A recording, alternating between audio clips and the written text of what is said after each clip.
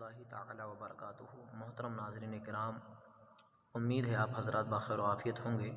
اللہ تعالی آپ حضرات کو آباد رکھے، خصوصاً آپ سبھی کو نبی رحمت شفیع امت صلی اللہ علیہ وسلم کے روضے کی زیارت سے مشرف فرمائے۔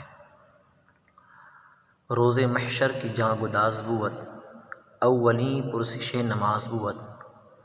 محشر کا دن جان کو پگھلانے والا دن ہے۔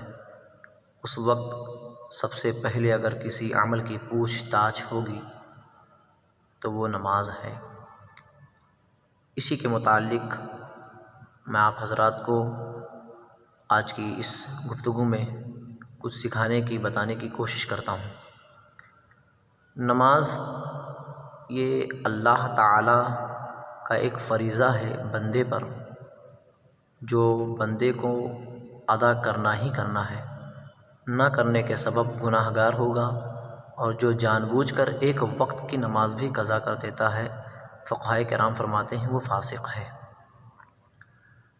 اللہ تعالیٰ نے قرآن مقدس میں ارشاد فرمایا ہے، ان الصلاۃ تنہی عن الفحشاء والمنکر، بے شک نماز بے حیائیوں سے، برائیوں سے روکتی ہے۔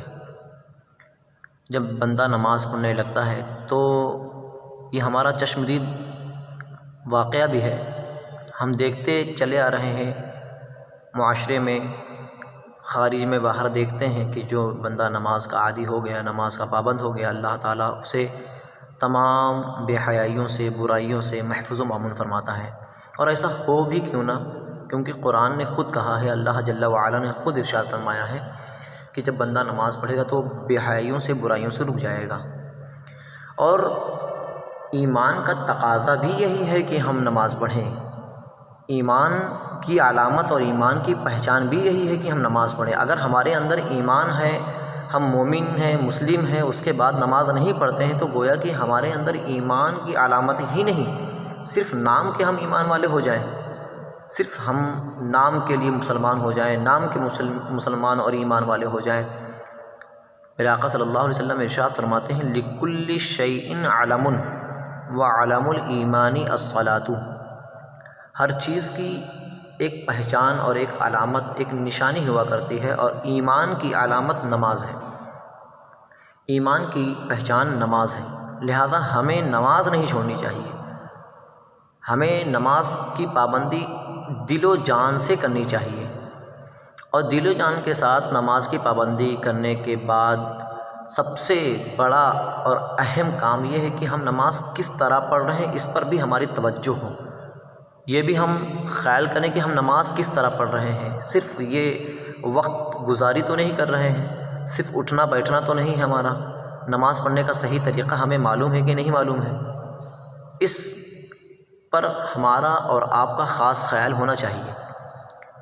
ایک واقعہ میں ابھی آپ کو سناتا ہوں، جس سے ہم اندازہ لگا سکتے ہیں کہ ہمارے بزرگان دین کس طریقے سے نماز پڑھتے تھے، اور نماز پڑھنے کا صحیح طریقہ کیا ہوا کرتا ہے۔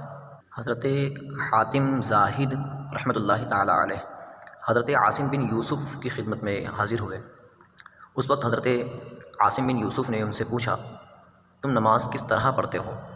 تو حضرت حاتم زاہد نے جو نماز پڑھنے کی کیفیت اور جو طریقہ، جو سلیقہ، جو خوف تقوی آپ نے بیان کیا، مسلمانوں اسے سنیں اور اس پر عمل کرنے کی کوشش کریں، اسی طریقے سے اپنی نمازوں کو مکمل کرنے کی کوشش کریں، انشاءاللہ تعالی ہماری نمازیں بھی اللہ کی بارگاہ میں یقیناً مقبول ہوں گی۔ آپ نے بیان کیا کہ جب نماز کا وقت آتا ہے میں اچھی طریقے سے وضو کرتا ہوں، وضو کرنے کے بعد مصلی پر سیدھا کھڑا ہو جاتا ہوں، اور دل میں محسوس کرتا ہوں کعبۃ اللہ شریف میری نگاہوں کے سامنے ہے، مقام ابراہیم میرے سینے کے سامنے ہے، اللہ تعالی میرے پاس میرے تمام احوال و افعال کو دیکھ رہا ہے۔ پھر یہ سمجھتا ہوں کہ میں پل صراط پر کھڑا ہوں، جنت میری داہنی طرف ہے، دوزخ میری بائیں طرف ہے، میرے پیچھے ملک الموت حاضر ہیں۔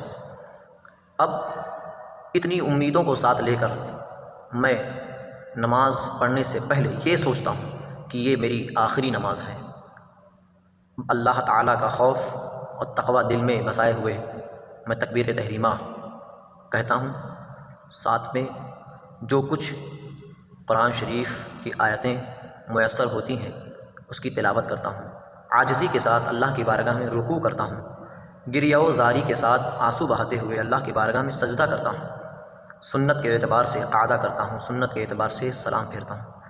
یہ میری نماز پڑھنے کی کیفیت تھی۔ اور اس کے بعد جب نماز ختم کر لیتا ہوں تو اس امید میں مشغول ہو جاتا ہوں، یہ سوچنے لگتا ہوں کہ شاید میری نماز قبول ہو کہ نہیں قبول ہو۔ اللہ اکبر کبیرہ۔ حضرت عاصم بن یوسف رحمۃ اللہ تعالیٰ علیہ نے فرمایا، تم نماز اس طرح پڑھتے ہو؟ حضرت حاتم ظاہر نے کہا، میں اسی طریقے سے 30 سال سے نماز پڑھتا چلا رہا ہوں۔ سبحان اللہ۔ یہ ہمارے اولیاء کرام اور اللہ کے نیک بندوں کا طریقہ کار ہے نماز کے حوالے سے۔ تو ہمیں بھی چاہیے کہ ہم نماز اسی طریقے سے اطمینان و سکون کے ساتھ ادا کریں، تاکہ جب ہم اپنا وقت نماز کے لیے دے رہے ہیں، اللہ کی بارگاہ میں اپنے سر کو جب جھکا رہے ہیں، تو جھکانے کا طریقہ، نماز پڑھنے کا صحیح طریقہ، رکوع کرنے کا صحیح طریقہ، قرأت کرنے کا صحیح طریقہ، قرآن شریف پڑھنے کا صحیح طریقہ، وضو کرنے کا صحیح طریقہ بھی سیکھیں اور اس پر عمل کرنے کی کوشش کریں۔ انشاءاللہ عز و جل جب ہماری نمازیں ان بزرگان دین کے بتائے ہوئے طریقہ کار کے مطابق ہوں گی تو اللہ تعالیٰ یقیناً ہماری نمازوں کو قبول فرمائے گا، اور اس کے جو ثواب مرتب ہوں گے انشاءاللہ تعالیٰ ہم اسے دنیا میں بھی دیکھیں گے، آخرت میں بھی دیکھیں گے۔ میں اس امید پر اس گفتگو کو آپ کی بارگاہ میں پیش کرنے کی سعادت حاصل کر رہا ہوں کہ شاید آپ حضرات میری باتوں پر عمل کرنے کی کوشش کریں گے۔